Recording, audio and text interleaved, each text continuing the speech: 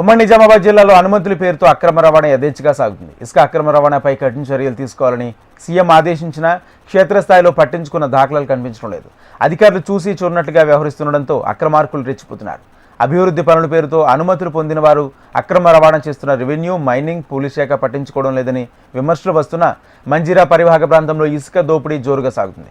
బోధన్, బాల్కొండ, జుక్కల్ నియోజకవర్గ పరిధిలో కొన్ని రోజులుగా ఇసుక దందా సాగుతుంది. ఇసుక అక్రమ రవాణాపై మరింత సమాచారం మా నిజామాబాద్ ప్రతినిధి భూపతి అందిస్తారు.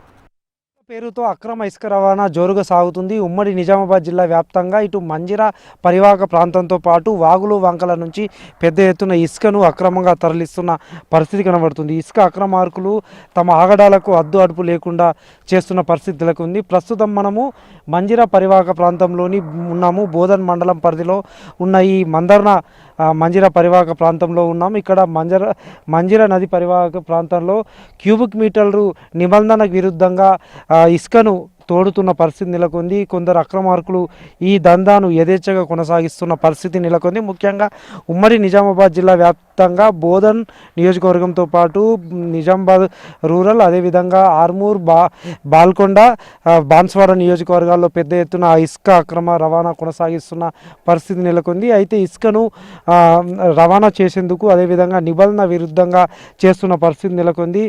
యంత్రాలతో పనులు నిర్వహిస్తూ ఇసుకను మాత్రం యథేచ్ఛగా తరలించుకోపోతున్న పరిస్థితి నెలకొంది. అర్ధరాత్రి వేళలో ఇసుకను బహిరంగ ప్రదేశాలకు తీసుకువచ్చి డంపు చేస్తున్న పరిస్థితి కనబడుతుంది. దీంతో యంత్రాలతో అక్రమంగా తరలిస్తున్నారు. దీంతో ఇసుకను మాత్రం యథేచ్ఛగా డంపులుగా కొనసాగిస్తున్న పరిస్థితి నెలకొంది. ముఖ్యంగా బాన్స్వాడ, బోధన్, అదేవిధంగా బాల్కొండ, జుక్కల్ నియోజకవర్గాల్లో ఈ తతంగం కొనసాగిస్తున్న పరిస్థితి నెలకొంది.